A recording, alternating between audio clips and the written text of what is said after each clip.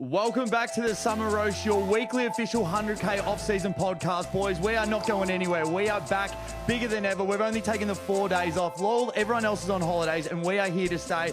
Every week, we'll be chatting off-season AFL, cricket, NFL, Spring Carnival, and obviously looking to get some guests on this off-season. As always, boys, we are powered by PointsBet. As always, joined from the 100K satellite, Jev Morgs. It's good to be back. Jev, how are you, my good man? I am great, Das. It is good to be just from home, doing a pod online. We're going to talk some absolute rubbish. We're going to cover every sport imaginable. I've got a tip in the female ping pong that I'm going to give you boys later. Lewis, how are you, my guy? I am good. Summer is back, Dove, and it is good to be here. Not quite summer, but summer roast as it starts. I'm pumped up about this. Lots to talk about, lots to get into, Dove. This is going to be loose. It's going to be pretty off the cuff. But, boys, we're going to kick it off. It's time for everyone's favourite finger on the pulse, the 100K around the grounds. It's now time for ups and downs. Morgs, finger me. Where are we going? Are we going up or are we going down this off-season? Not my official up, but I want to say up to the segment of ups and downs. Can't believe it's made it through a footy season. It's coming to the summer roast. We'll be back next year. But my first up, and I want to get your thoughts on it quickly because I've been negative on them, it's the Ds. They were my down 2 weeks ago, but I love what the Ds are doing. So Stephen King's come in, obviously track. He sort of initiated the trade, I guess, on his behalf, and they've sort of allowed that, and they're going to work out the best deal. But then they've come in and said, Clary, we're going to pay you $750K to play elsewhere, but I love it. I think he's not going to be in the next premiership side, so you need to start making some moves. Stephen King needs to put his stamp on it. Now, do you agree that it's an up? Or I don't know. I think it's an up, what the Ds are doing. I feel you got a new coach. I feel you got to make some moves. If you feel that players aren't going to be there for the long term, make this your team. You don't want to take over a side and then you take another 2 or 3 years and it's like, well, I actually didn't draft these guys. I didn't actually give these guys these contracts. I want to cut the snake off at the head, start fresh, get some new picks in. And especially if Petrarca and Oliver go elsewhere, like Petrarca, you're probably going to get a pretty big haul from. So you can sort of build a team from the ground up. So I like it, Morgs. I like what they're doing. I guess you come in, you have the exit meeting. If they've already got 1 foot out the door, get rid of them. But I love it. Jev? Yeah, my up, the trade period, starting straight after the season. Keeps footy alive, makes every team feel interested and relevant again, and looks like it's only going to get bigger and better. People have been moving all the time. This Clary news, looks like more news is going to leak out to media and stuff. Sammy Edmonds must have been on the phone to Clary today about all this stuff that came out today. I think it's going to get bigger. It's going to get better. People are going to embrace it rather than hate it. Don't know if we're going to go the full NRL model where someone's going to leave 12 months before, like play a whole season knowing they're going to leave. But it looks like people are going to embrace it, Das. Yeah, I absolutely love it, Jeff. That was my up as well, the trade period. And the thing is, you can't cancel your team out in the trade period. I posted a video yesterday how Adelaide traded Chris Groom and then they got Andrew McLeod back and a pick 53. And sometimes you can just get the right rub of the green. I'm not sure what the Swans got back, Jev. I went to look at it. I couldn't really find it. But when the Swans got rid of Dan Hanbury and then the Saints paid overs for him, like what a time to get rid of him. His body broke down. Sometimes we get some fun ones like Judd, that trade for Kennedy. And if Curnow gets traded for Jed Walter, if it ever happens, we're going to have that conversation all again. But a club usually gives up too much. So, Jev, I want to ask you first, who are we going to see a bigger return? Who are we going to see a bigger return from? Merritt, Curnow, or Petrarca, if one of those guys are traded? If all three are traded, who are we going to see more back from? Well, yeah, it's a great call. So, Merritt, it looks like it's one club. So, it won't be the biggest haul you've ever seen because he's only going one club. Looks like Curnow's in the air a little bit. So, it's going to be highest bidder. And then Petrarca's a battle for 2. But Curnow could be Gold Coast offer this, Swans offer this, GWS come in and offer this, and all of a sudden it is a huge return. So I think Curnow will be the biggest return. But the thing is, Carlton want an A-grader back for Curnow. They've been saying that. They want Errol. Direct trade for Curnow sort of thing. So will they fold their cards and just take 5 draft picks for him and, a player or 2 in their 22? Or will they just be steadfast on he either plays for Carlton or they get an A-grader? That's going to be an awesome watch. I honestly feel if we don't get what we want for Charlie, I want him to play. I still love him. We could potentially get 80 goals out of him. Like, come back, dust yourself off, put on the jersey, and it's a job. Go out there and do your job. So I would love it. Now, Jeff, I've got another question for you. Now, I know a lot of teams might be able to pick up Jamara almost for free. But in a case of he's going to go to somewhere else, or the only way he gets to the Swans is if you have to take a gamble and trade out Hayden McLean and Joel Amati. In a weird world, that's the only way you get Jamar in. Would you do it? Not a fucking chance. Not a chance in hell. He's going to go to Gold Coast, and Dimmer's just going to go, this is on you. Like, do you want to play football and be in the best 22? We'll give you the chance. Just rock up and train. Like, they'll probably, the Dogs will probably have to pay some of his salary. I would not give up anything for him. The only thing you're giving up is trying to get him right. But, I don't know if the Gold Coast is the right spot for him. But anyway, I would not trade anyone for Jamara. You cannot trust him as far as you can throw him. No. Just can you, on that though, just the two things like that you circling back, I actually do think we're going to get to the stage, Jeff. Like, we essentially knew TDK was going to the Saints halfway through the year. So, like, we think it's probably not going to happen. And a lot of people get angry about Americanizing, and we're big American sports fans, as we'll get to later. But the only reason we keep bringing up American sport is because they've had this free agency for longer than us. So that's where it's heading. It is getting there. So two things. Is there any element that Petrarca has said to the Ds, I'll involve another team to help the deal? So is there any like cat and mouse there where maybe he's gone, I'm going to go to the Crows, but I'll fly up to the Suns and have a coffee with Dimmer just to get that bargaining power? Like, is that possible? Yeah, for sure. It has to be, doesn't it? But I think it's the same thing as how the Saints came out and said they offered TDK 1.8 a year for the next 7 years. It made Carlton fans not hate it as much because it's like, good on him. Go get your money. So there's ways you can make it like Petrarca's on the move next year. He's given us 5 teams he'd like to play for. We're going to get the best deal for Melbourne, when really it's probably only one team, as you're saying. We're going to get the best deal for Melbourne, and then Melbourne fans can be happy. You're right. I just wonder if we're going to get there, because I reckon that NRL, as you said, like knowing a year later, or a year before, I should say, I think it's all coming. All the things that we don't think are possible, they're happening now. We just didn't think it was possible 5 years ago. I think they're all going to happen eventually. It's just a matter of when. I actually don't mind the NRL. Like, I don't mind if they're like, say, like if Charlie like played this year and then we got future picks to Geelong, and he's like, well, we know he's going to Geelong next year. It's like, well, you just enjoy him for one more year. He's still going to go out and try and do his job. And obviously they probably still have to have triggers in their contract. Hey, well, obviously you can't just pull the pin. Like, if you're not playing games, not training, we're not going to pay you. But go out there, try and do what you can. Like, even like you look at like Archie on the weekend, like everyone pretty much knew that he's going to Adelaide, but he still played the whole final season. And like where the Starcevic goes, and you can almost celebrate them. Like, everyone knew at the ground that was going to be their last game for the club. So I actually don't mind it. I think we're all mature enough now to do it anyway.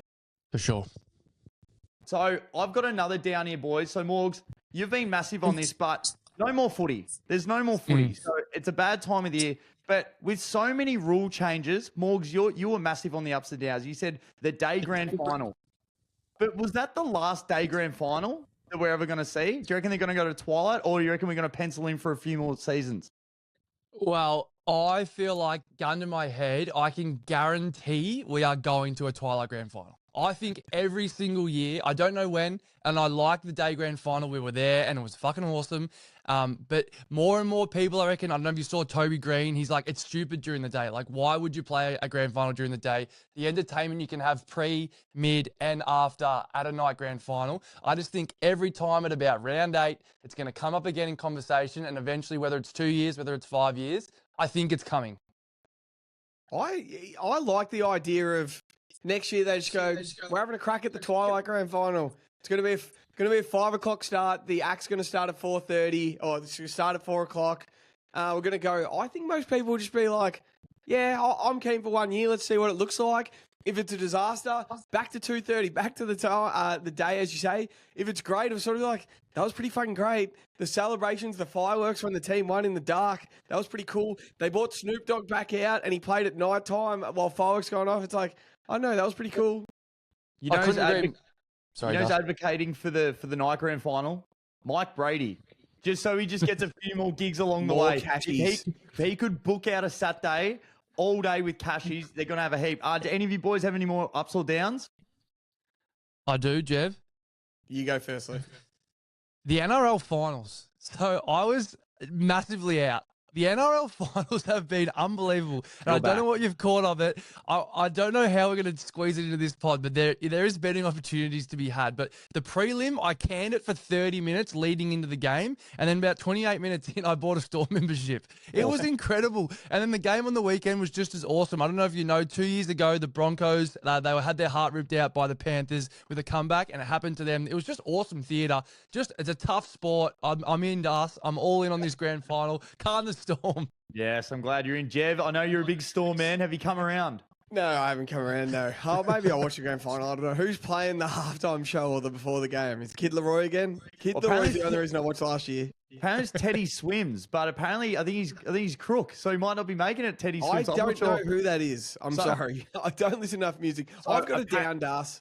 Apparently, I've got it down. They're thinking about bringing out the living end. Apparently they had the living end for 12 years in a row. Do the NRL Grand Final. Oh, fuck. Yeah, what you they down? hear white noise. I see white noise when I watch the NRL. Das, I've got it down. I've got it down. Did you ever used to get home and your mum was watching The Bold and the Beautiful? Have you guys ever seen Bold and the Beautiful? Yep. It's been going for 45 years. It's the exact same drama. Each person marries and breaks up with the same people at all times. Nothing changed. The characters don't change. They just marry someone else. The Bold and the Beautiful remind me of the Essendon Bombers, boys. Nothing is changing. They're going to flick Brad Scott and get the old boys back in, and Dodoro's going to come back, and Sheedy's going to come back, and Hurd's going to come back, and it's just going to be the same old shit show as it always has been. It doesn't look like it's changing. They're just gone back on their word. They said, we're getting rid of the old Bombers. It hasn't worked. We're bringing in Brad Scott. We're trusting Brad Scott's people. We're all in on this. And it's taken 2 years, and all of a sudden there's so much talk in the off-season about, nah, let's get him out. He's ruining our club. Get the old boys back, this and that. They are the Bold and the Beautiful. They are a schmozzle, boys. I don't mind it, Jev. I don't mind that it. call.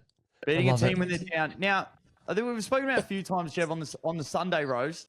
The definition of insanity is doing the same thing over and over and expecting a different result. So I feel that we can all say at least the Saints have gone out and they've tried something different. So they've tried something. So they're trying to win their first flag, or their second flag, but their first since 1966. The funniest thing about that grand final is when the game was done, they actually swapped jerseys. So St Kilda, pretty sure in their building, all their photos of them with the Premiership Cup, they've actually got Collingwood jerseys on. But we obviously got the draft to look forward to. Now, I'm going to ask you both yes or no. Now, hindsight's a beautiful thing, and it's very easy to go back and say, well, that's obviously the right answer. But, so I went back through the draft, Jev. I'll start with you. In 2001, so it's touted as the Super Draft, Hodge went number 1 to the Hawks. Ball went pick 2 to St Kilda. Judd went pick 3 to West Coast.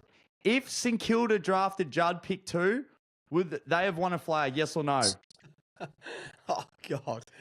I remember Danny Frawley in 03-04. Apparently the Saints were awesome, and it was something to do with their front office that cost them a flag, apparently. So I'm going to say yes. I'm going to say yes, they would have won one with Judd. They played in the prelim against Port Adelaide 2004. Gary kicked his 100th, and then the game switched, so maybe Judd. Morgs, yes or no? No. The Saints were more than a Judd away from a flag. Okay, let's continue. So let's say they do have Judd. In 2007, St Kilda took Ben McAvoy with pick 9. Patrick Dangerfield was there at pick 10. Would St Kilda have won the flag if they drafted Patrick Dangerfield and they had Judd? Jed, I'll start with you.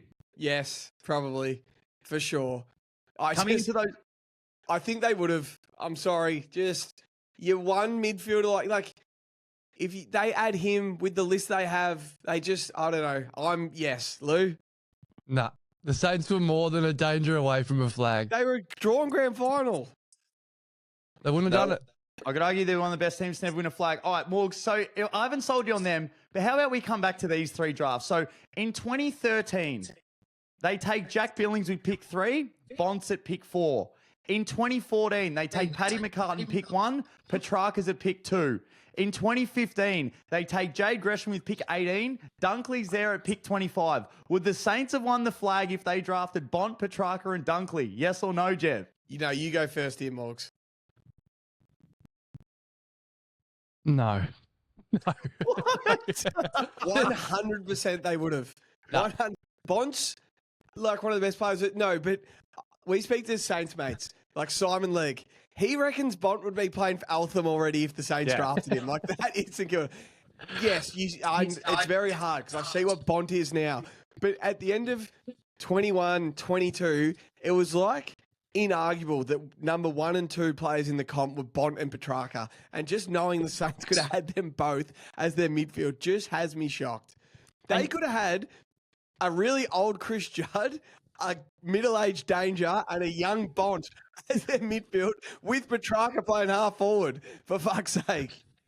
And maybe whenever they got Cal Wilkie, you get Cal Wilkie behind the ball, Jev. He's you a get cunt. You get Fisher there. It could be a big one. Morgs, I can't believe you're that down on the Saints. But No, I just think, though, there's a reason that they didn't draft those players, and there's a reason that the club has been so bad. Yes, it's poor draft picks, but it's poor everything else as well. So as Leggy would say, those 5 players might not have turned out to be those 5 players that we know them as now. I just think, sorry, Saints fans, but flags are hard to come by, Dust. Oh, I reckon they win one in there. I reckon if they had Judd and Danger, I reckon that's a little bit of a difference. But when we look at the news, Jev, the times have changed. The times have changed.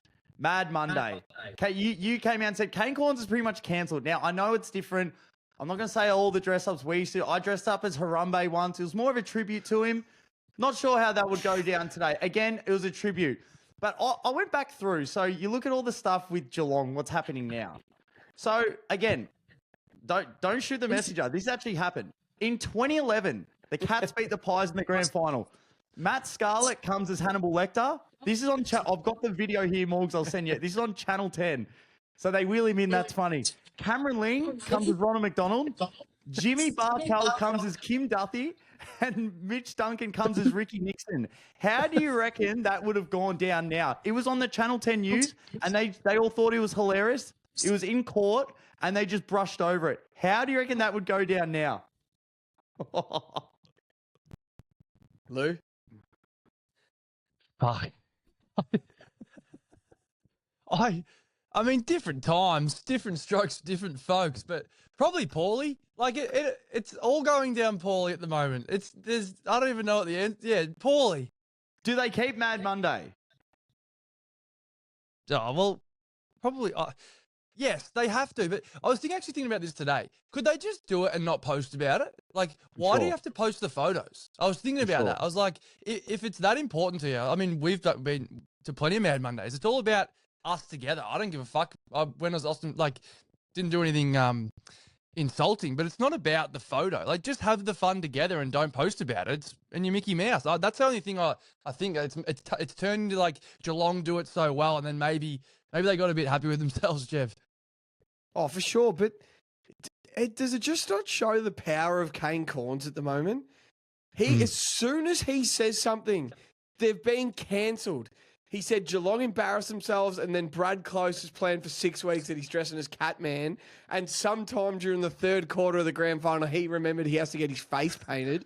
And that's the reason they lost. And now they're cancelled. Like, it's credit to Cornsey how powerful he is. He got Mad Mondays cancelled. I'm with you, Lou. I think Geelong are a bit of me. They're so happy with themselves walking in their little kits, and everyone lauds them. And now Cornsy's come out and said something. Everyone's like, so true, you embarrass yourself. Bang, they're cancelled. Just don't post. I don't know if you saw the Lions do it. It was thrift shop themed. They all walked in with their kits in a plastic bag in normal clothes, got in there, got changed in there. No one knows what they wore unless you saw a little clip or something. And it was like that. So I don't think you have to cancel Mad Mondays or cancel dress-ups. Just don't post a million photos about it. Get Channel 10 down. Do it at a different pub, Geelong. I don't know. And can I reiterate as well? I'm all for being happy with yourself. I'm all for it. But then don't come out to Kane Corns' pressure and saying, "Oh, we're not doing it next year." Then, like, you got to pick one or the other. Yeah. Yes. They just overreacted twice. Yes. Kane Corns overreacted, and they overreacted his overact. Like, they won up to him. It's like, he won. Just be like, win, lose, draw, finish 18th, finish first, win the flag. We do Wacky Wednesdays at Geelong every single year. We don't care what Kane Corns has to say. Maybe we can do some dress-ups a bit better. Do Geelong miss the 8? I can't wait to see the person has the balls to have that take. You have to. Every team that gets embarrassed grand final day misses the 8 next year. now. Let's do it right now. I don't have the balls yet. Geelong aren't making the 8. No, because you don't believe it. I believe it now. Well, Put me on record. I'm going to come up with a market today on PointsBet. We're going to put it on Geelong to miss the 8. What do you reckon you pay? What do you reckon you pay? 20 to 1. 20? It's pretty Yeah, good. maybe 10. Would you ever nibble at it for 20? Yes, 100%. Good. Jib Moores, you would?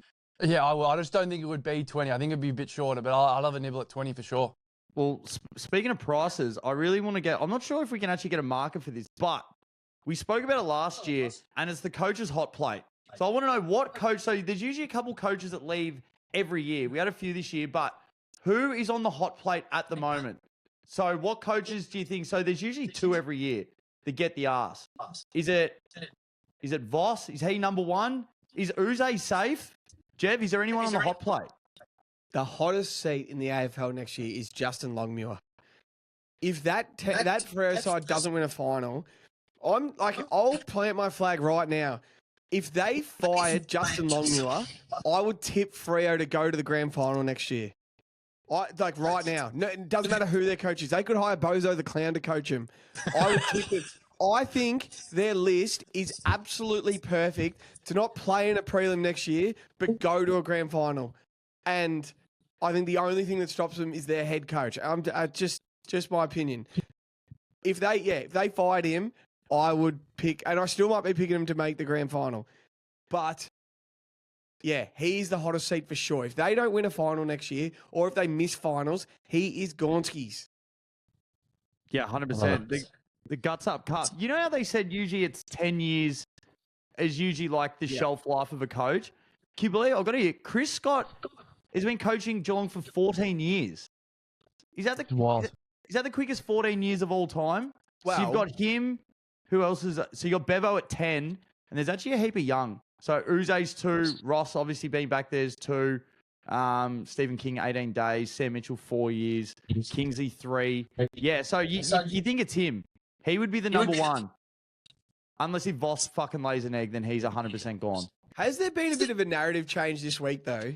So, last week, all it was the Cats have made 9 prelims in Chris Scott's 14 years.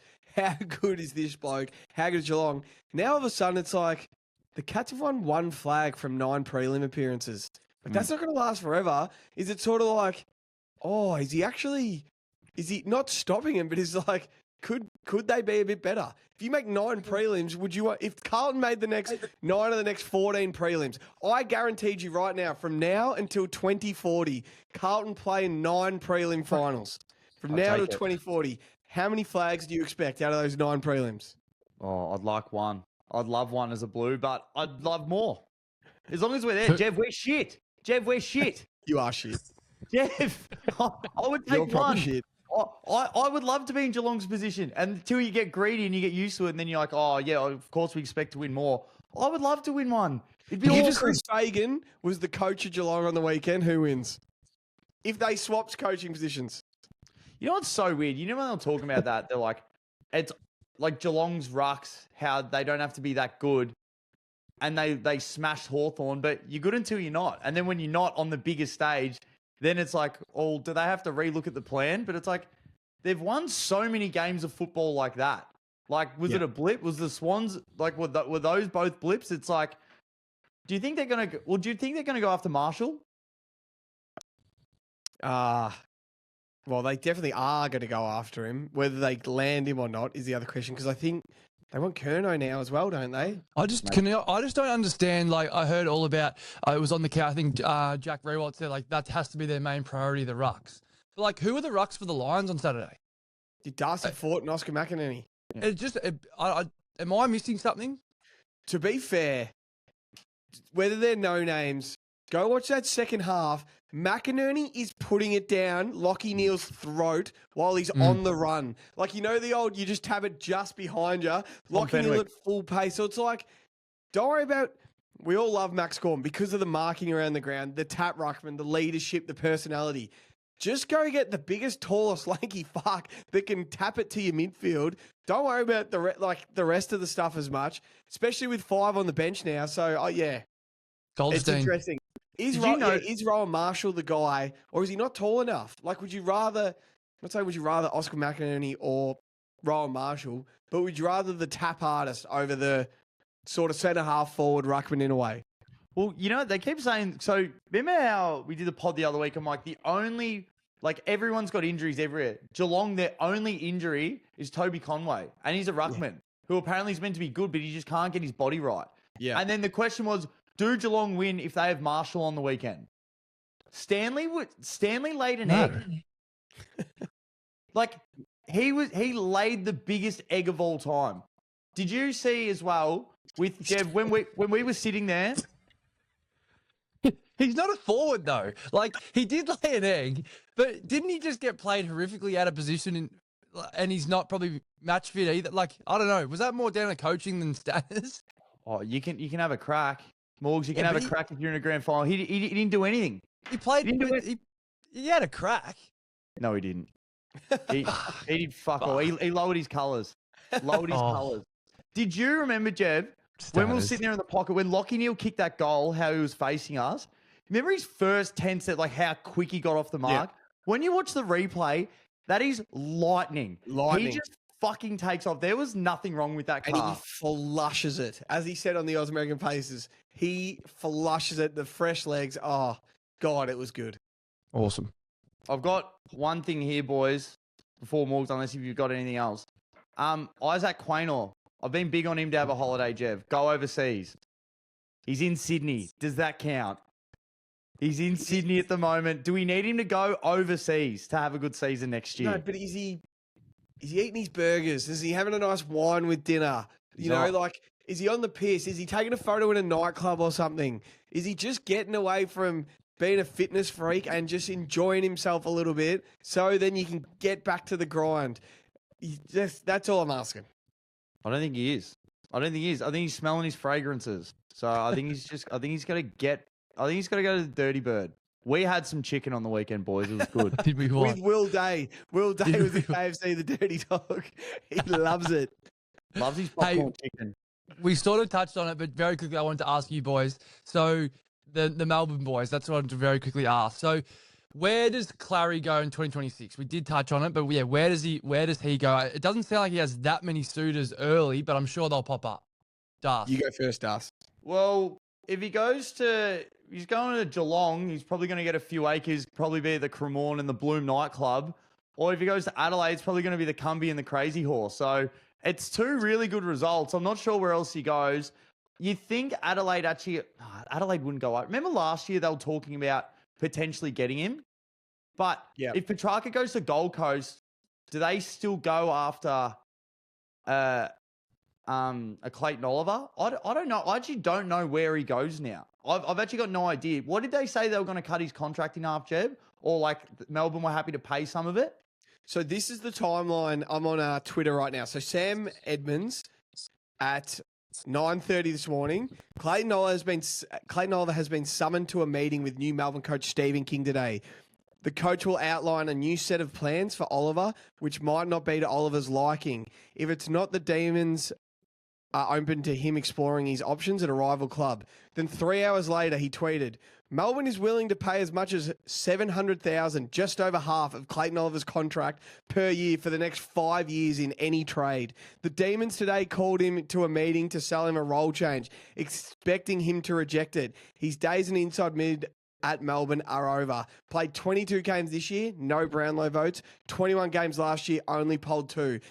So, 1, Stephen King just came from Geelong. If Stephen King knows Clayton Oliver's no good, why would he end up at Geelong? Stephen King will still take care of Geelong a tiny bit. 2, I'm all eyes on West Coast, Das. West Coast are crap. They don't have enough AFL players. They generally have about 8 AFL standard players. Get Clayton Oliver in the building for $700,000 a year for the next 5 years. He nearly comes in as the number 1 player. like right now, he's probably still a little bit better than Harley Reid. You can argue it. Harley Reid's going to be better probably from next year onwards. But take a bit of heat off Harley, become the inside bull at West Coast, go be forgotten for a while that you're not playing for Melbourne and playing constant finals. Go just get back to being an inside bull at a crappy team with no expectations and try and become good at footy again. Let Harley Reid play a bit on more on the outside. And as a bonus take, if Jai Simpkin still wants out of North Melbourne, Clary and Jai Simpkin are best mates. Get Jai Simpkin as well. West Coast starting midfield next year is Clary, Jai Simpkin, Harley Reid. I like it. Low-key, I like it. Yes, it probably won't change their win total much, but they're two AFL standard professional players. Then a couple of their young guys, Elijah Hewitt, Harley Reid, they can grow in a different way where they're growing behind two 28-year-old midfielders. So that's my take on Clary. I love it. I think that would be much closer to actually trying to get to their total of 5.5. And apparently, it came out before, Devin Robinson has requested a trade. He was the one that got his shirt ripped off that time at Marvel, and he gained like 15,000 followers. Obviously, it's so hard to try and break in to that Brisbane side. But again, like, the training stands are there. Like, it's just another good AFL player. Like, we watched some of the West Coast games last year, and it's just like, these guys shouldn't be out there. So just more talent if they do get Starcevic, if his head's all right. Like, I don't know. Like, it's pushing him in the right direction. And as you said, it will take a little bit of pressure off some of the young kids. Lou, where would you have him? I got no idea. Absolutely no idea. I'll let you know when it happens. Going into track, so it sort of feels like he's, as I said, I'd love to know the inner workings of this, and maybe we'll never find out. But where does he go? So it looks like Adelaide or Gold Coast. I guess it looks like one or the other. What do you think, Darcy? You go first.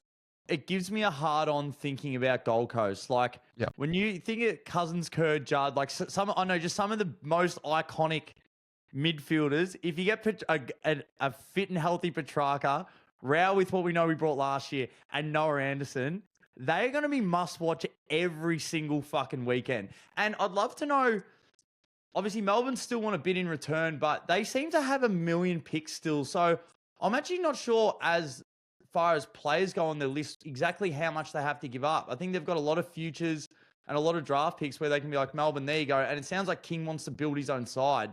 So it's like, here, have the picks, build it however you want. But if the Suns can retain a lot of their players on their list, that would be one of the must-watch teams of all of next year. And it's just going to be a great storyline. And again, if he can get his body right, it'd be perfect. I'd rather him go there than Adelaide, to be honest. Jev? I couldn't rate these final two teams that he's picking more for Petrarca. We forget Petrarca's a Norm Smith medalist, 39-2 grand final day, and all-time finals performer. Go back and look at his whole finals that year. It was just unbelievable. He goes to Gold Coast. He actually becomes the Dustin Martin. Rao and Anderson stay the 1-2 punch in the midfield. Touk does his thing. It doesn't affect Bailey Humphrey and Bailey Humphrey's development at all. He just gets to become icing on the cake, a centre forward, back to his best, away from the limelight. But I think he needs to go to the Crows, boys. If he goes to the Crows, he straight away becomes the number one big thing in town, their number one best player. He even goes above Jordan Dawson, and it frees up Jordan Dawson to become that, center, that quarterback again in the side. Rangan still does his thing. He comes with the expectation of being number one, and if he gets that side over the top, he becomes the biggest thing since Tony Modra. He would be the next big thing since Tony Modra at the Crows. If you win a premiership in Adelaide for the Adelaide Crows, they haven't won since 97, 98, he will be the biggest thing since Tony Modra for the Adelaide Crows. And if he wants to be CP5, he wants the brand. You go to Adelaide, you win that. He'll have every single person in Adelaide eating whatever he's cooking, basically. So I just like the idea of him going to the Crows. The team that finished on top were lacking midfield depth. He comes in as the saviour. The Norm Smith medalist becomes the number one, and then they start winning finals because he's there. You'd just be like, holy shit! Like, I love this bloke. This is the next Tony Modra. So I'm in on the Crows. You got me jacked up. I'm all jacked up. So up to you. I'd like to tease it for next week, unless you've got a hot take. Early Brownlow medal, early premiership market. Do we go this week or next week? I had a little bit of a look early. Hit me. So, premiership, apart from backing your own team, because every year you put a few bucks. Blues are at 51. Are we going to win? Fuck knows. Probably not. Am I going to back them? Yes, I am. Again, now's the time to try and get on the Suns if you predict it, because there's going to be a market insertion. They were 15 the other day, Jev, when you mentioned it. They're at 13s at the moment. Is this an early play, boys? Do we have an early investment now? Do we go for it? Do we, yes or no? Yes. Do we smack some money on it? Yes, we're happy with it. Morgs. I'm in. Yes, done. We may as well go Adelaide as well. So if I look at the Brownlow, Matt Rowe's $11 short, but for some reason I like back-to-backs. We talk about premiership, Will Ashcroft. Oh no, like you can just see, I know if he has another really good year, could go back-to-back. Now, who knows if Carlton actually play a lot better? There is no way we thought Paddy Cripps was the best player this year in our team. George Hewitt is going to get he'll win our best and fairest, but Paddy Cripps is paying $41. He's a known vote getter. That's one that could come in. Now, here's one that I really like to look at. So depends on what they do with Lachie Neale now, whether they want to try and play him as the super sub, change it up. Who are they going to put in the midfield a lot more? Is this Zach Bailey? So they put him on notice in the grand final, 3 goals, 6. He had some massive finals. Boys, he's paying $301 for the Brownlow. So I don't mind that one to come in. I'm not sure if you boys have had a look at anything, but again, we look through the numbers, name, price, see what pops out. 301, probably after we do this pod, it's probably going to come into $100. So I think we should sprinkle some early money on that, hoping for a come in, cash out sort of setup. Jeff, what are you sprinkling? Well, you know I'm having $1 a day on the Swans every day until they win the 2026 flag. So that's just a little ongoing thing. And I'll get to reasons why on more and more as this pod goes on. I can't give all my best stuff on the first episode. I got a heap to come over the next couple of weeks. I got a lot of footy takes. But looking at Brownlow Das, I can't believe you didn't go this guy. It's sitting right in front of you. It's right in front of my eyes. So Nick Dacos is 6-1. We had great footy debates in our group chats, how you and me personally think it's a conversation between Will Ashcroft and Nick Dacos. And people are like, it's no conversation. We're like, well, it's obviously a conversation. The kid's got 2 Norm Smiths by the age of 21. They're like, Nick Dacos is on track to be the greatest player of all time. I'm like, what about a kid with 2 Norm Smiths by 21? Is he on track to be the greatest player of all time? And I'll tell you how you keep that train rolling. Will Ashcroft to win the Brownlow at 34-1 next year. It just jumps out to me. I'm sorry. I don't care if it's recency bias. I just think he's a stud. It's the blonde hair. It's everyone knows him now. It's how good the Lions are going to be next year again. I know they've got vote takers. I know they've got Hugh McCluggage, Lachie Neale, Zach Bailey, you said Das. I don't know. I just like him to win the Brownlow at 34-1 with a fixed Brownlow medal where he only gets 29 votes to win it. I just like it. Imagine he wins one before Nick as well. It would just people would go nuts. So first thing that jumped out, I scrolled down to see where he is. It looks like he's about 11th favourite, 34-1. I just love it. So here's one. Who do we feel right now has a higher ceiling? Nick Dacos or Will Ashcroft? Because I feel when we look at Nick, is he almost a finished product? Like what you see is what you get. Like he's a gun. But you know how he played on the halfback, went to the midfield, and we always say the best players usually, if you can put them forward one-on-one, they're going to win majority of the time. Like, we haven't seen anything else from Will. He's literally been come back from ACL, come in the side, be a midfielder, do your thing. He doesn't miss in front of goals. Like, is there a play where he goes forward of the ball? Imagine putting on the ground how clean he's going to be. Put it out in front. His hands are so good, he can kick it from anywhere. Like, who actually will have the high ceiling? Like, how many more levels can Nick Dacos take his game? We've barely scratched the surface with Will Ashcroft, and hopefully he stays healthy, but it is going to be one of the best debates in another 10 years' time. And again, I hope they both stay healthy and they can go head-to-head. But, Jev, 100% will be sprinkling a little bit on that 34 Nick Watson price. Let's go. Also, Jev, you didn't say it, but Chad Warner's the other one at $41. Just he can play Brownlow footy is essentially all I'm thinking. I think the Swans are back. You know that you think the Swans are back. I just think he's the one that stands out. Known vote getter, got a couple of threes this year as well. I think he's the one. He's due, and obviously, he signed a 2 or 3 year deal? Was it? It's 2 starting next year, so he's got 2 more at 1.4 a year. I like it. Unless Isaac Heaney's fallen off a cliff, I just think Heaney's our best player. He's the only one in the comp that can have 32 and 5. Imagine that happens. It happened 3 times this year, and there was the 2 goals 5 game against the Blues in the wet. Imagine it happens 7 times next year. All of a sudden, he's just, every time he rests forward, he kicks a goal, and you're like, wowee, this is getting scary. But yeah, I love the call on the Chad. Boys, we got any more footy talk, or is it time to gamble? I think it's time to gamble. I'd love to gamble. It's time for Here Comes the Money. We're doing Here Comes the Money. So, Morg, can you just... we'll do Here Comes the Money. Morg, can you just talk about what we're doing for the 100K first? Yeah, absolutely. So we've had a couple of messages come in a lot today, actually, as well. What we're planning to doing. Obviously, we started the 100K experiment with NFL. So absolutely, we're going to do the NFL, but it's tricky with markets. So today we're filming on a Thursday. It's probably going to be the go going forward. No touchdown scorers out yet, Jev. We've obviously got the lines and the head-to-heads, which we're really enjoying with Here Comes the Money, especially. So the plan will be the 100K will come out on Sunday in the Discord with our touchdown scorers, with our results. We're going to do Here Comes the Money on a Thursday, see where we're leaning, have a little bit of a chat about it, get some feedback as well. And then, as I said, on the Sunday in the Discord, it'll come out. You wanted to do a bit of a Saturday one involving some horses. Okay, we might include that on Saturday in the Discord again. But yeah, Here Comes the Money is what we're going to do with our $100 each. That's where we're leaning, and then we'll shuck and jive and throw one up on the court on Sunday. So this comes out, this is going to come out Friday morning. Hopefully people listen Friday, Saturday. I want a 100K multi that's got 1 horse to win on Saturday, 1 horse to place on Saturday, the Melbourne Storm to win the grand final, and I need 2 try scorers. Where are my NRL fans? I need all the NRL people to listen to this. If you're a good try scorer, not you either, you idiots. Someone from the Broncos, someone from the Storm. If you're a good horse tipper, send us a horse tip. That's the perfect first 5 legs of the 100K.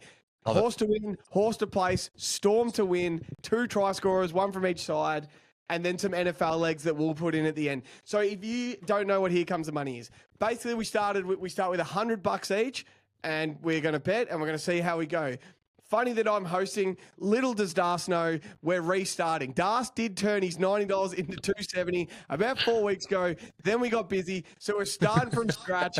$100 each right now. You haven't got so Das is at $270. We appreciate it, Das. You did a great job. Now we spent that on our grand final tickets, so we're starting at $100 each today. Straight away. I've just thrown him. So you go first, Lou. Where are you spending your $100? Are you spending the whole $100? Are you spending 90? Are you spending 80? What are you doing? So what are the rules too? Do we have to lock in tonight?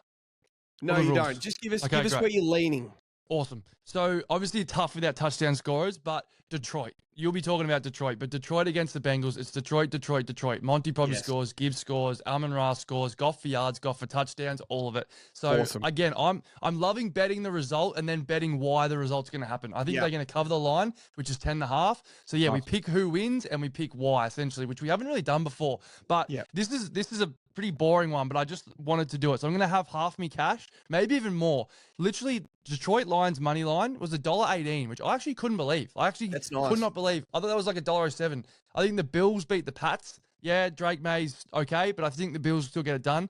$1.22, which $1.22 I think is actually really nice. And then the Chiefs. I think the Chiefs beat the Jags. We've watched the Jags. Yes, they're flirting with form, the Jags. I'm not saying the Chiefs are back, but the Chiefs will win this game. $1.56. So that gets me $2.24. I just double my 50, maybe my 60. Nice. And then the only 2 others I'm going to use on my cash. I think you just got to use your cash week 1. I'm going to get sucked into one of these. I don't know which one yet. Giants plus 2.5 at New Orleans. Okay, am I drinking the Jackson Dart Kool-Aid? I'm not sure. Or am I just fading? Am I just fading the Spencer Rattler Kool-Aid? I'm not sure. Or the Titans plus 8.5. I don't like the Cardinals. They've got a lot of injuries. They lost another bloke on IR today. James Conner's out. I don't like Kyler Murray anymore. So plus 8.5. They did not score last week against the Texans. It's going to happen. It's just going to happen. We're going to wake up and it's like, oh, fuck, a Texans won with a field goal. It's going to happen. They're getting 8.5. So one of them, I'm not sure which one it'll be. I'll choose on Sunday. Das? Well, I thought I had the money in the account, so I've already spent the 100. It's on, boys. Great. So I'm going for it. I'm having a swing. And again, I made my money going off just head-to-heads. Take a few head-to-heads. So Morgs, I'm leaning into piggybacking off a little bit what you did. Detroit money line. Love it. $1.18. Great. Bills money line over the Patriots. $1.22. I like Philly to handle the Broncos at home at $1.50. And also, I'm liking what the Dallas Cowboys are doing. I'm liking what they're doing. So I've got them to be the New York Jets, $1.71. All that together is $3.69. 100 on that to win back. Awesome. $369. They're the four that jump out. I looked at it. I was like, I had 270, 170 left in the kicker, 100 on this. I'm going to build up to 500, but guess what? We're starting scratch. It's fine. I don't mind it. Shake it out. I'm like, I just like won the Wizard Cup. That's essentially what I did. Yeah. So I Okay, hope cool. I'm not Carlton that I've won the Wizard Cup and now I finish on the bottom of the ladder. I hope that's not the case, but hey, I'm in the nets. I'm doing the work, and that's what I've come up with. 4-leg parlay. Let's go, Jeff. So I haven't deep dived maybe as deep as you guys have, but I've been listening to all the pods all day.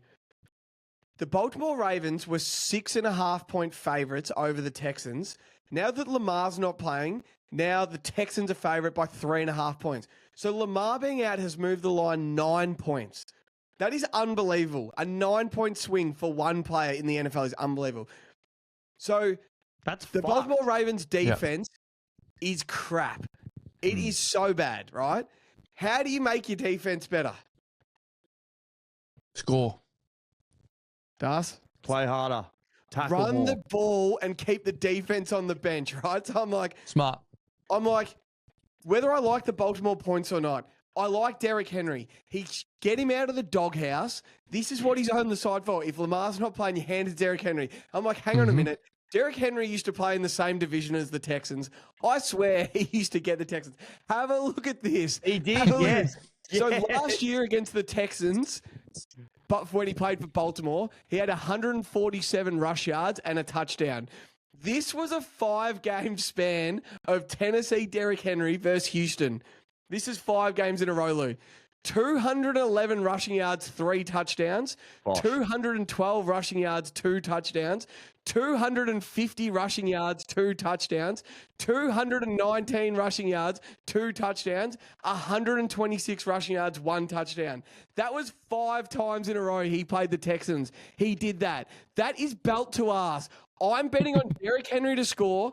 Derrick Henry's over. And you called it, Lou.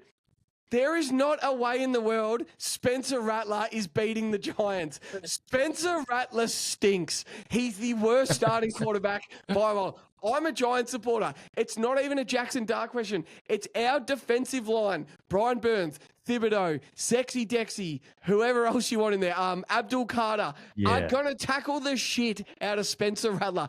He is 0-10 as an NFL starting quarterback. He's like 3-8 against the line, and he's favourite against the Giants. I'm getting $2.10 for the Giants. Here comes the money bet. When everything comes out, will be Derrick Henry to score, Giants to win, and Derrick Henry's rushing yard over. As long as it's not set at like 120, it won't be because he hasn't been running the ball. It'll be about 84.5, and I'm taking the over, and they're going to lean on Henry. They're going to give their defense a rest. Here's another one while I'm thinking about it. If we were doing a 100K multi, some of those Ravens backup running backs, they'll get carries. They'll get chances. I can't remember who they are right now off the top of my head. They will get some chances. So that is where my head went straight away. I love your Detroit call, Lou, of Gibbs is scoring. They're putting up 45 on the Bengals. Yep. It'll be 45 to like 8. And I don't even know how the Bengals are getting to 8 because they're not scoring a tud. So, yeah. The best thing about the Detroit is I had a look at the over. It's 49.5. I actually don't love the over because I can see like 41-6. Yeah. So it's Detroit.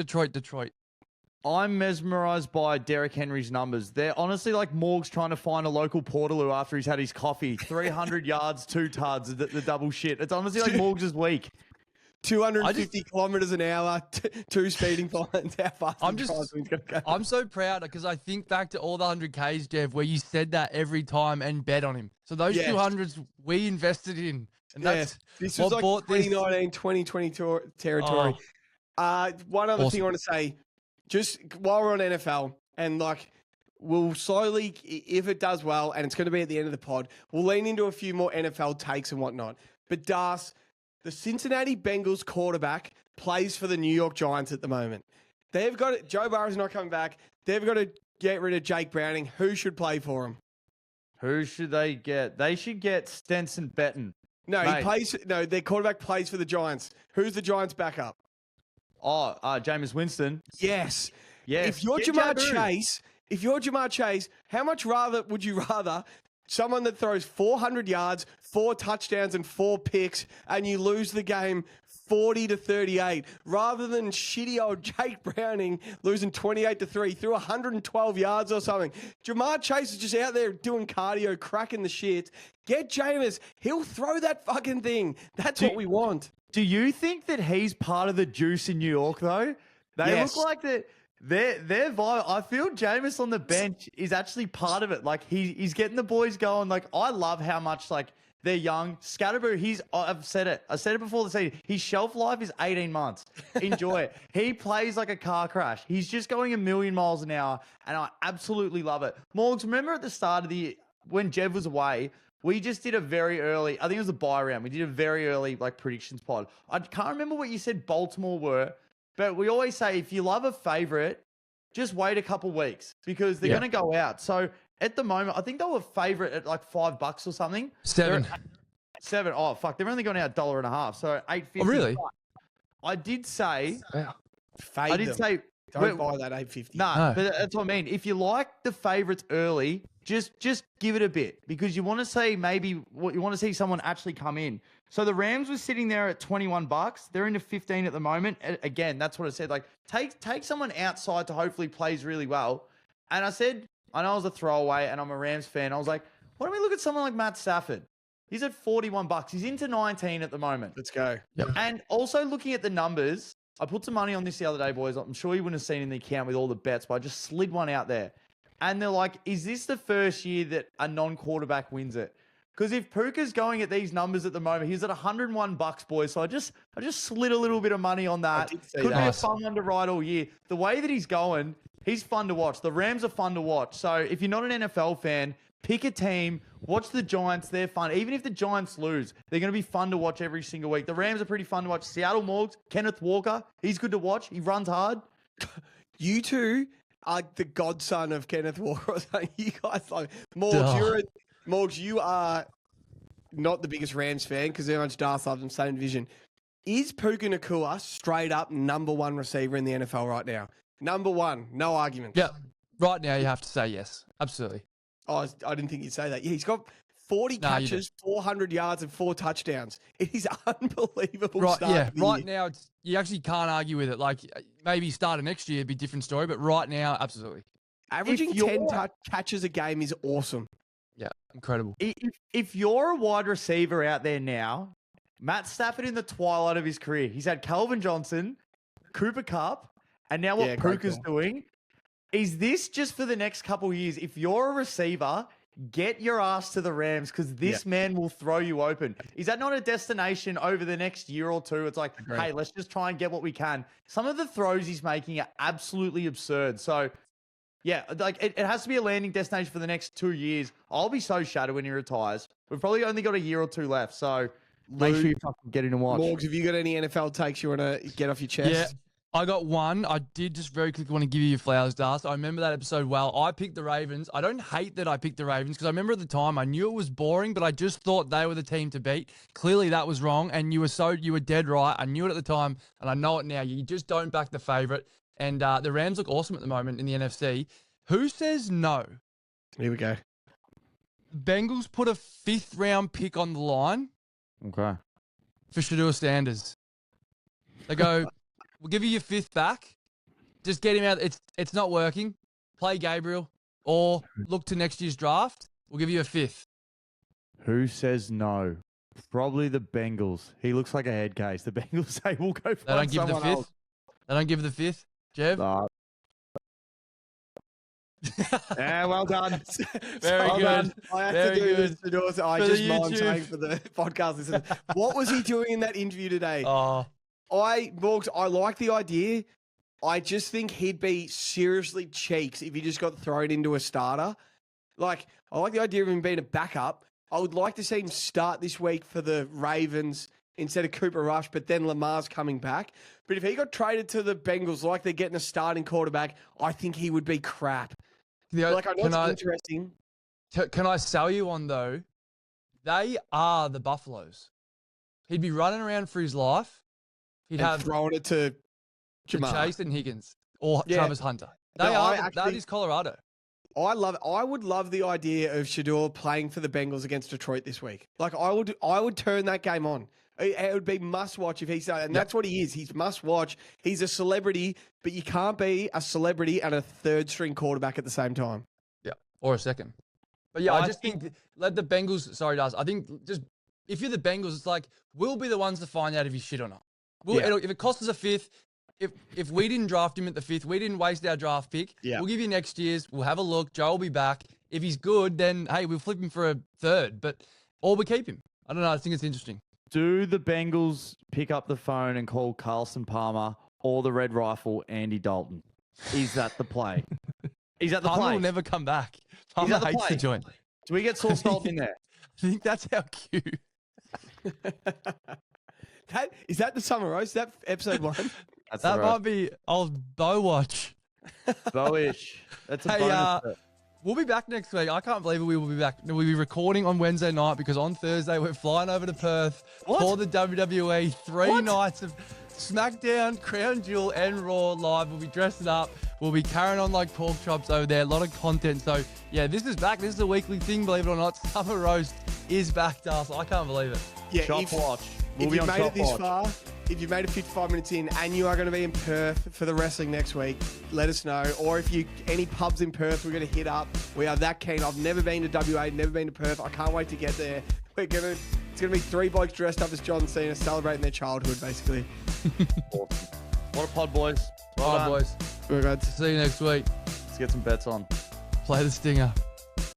What are you prepared to lose today? For free and confidential support, call the number on the screen or visit the website.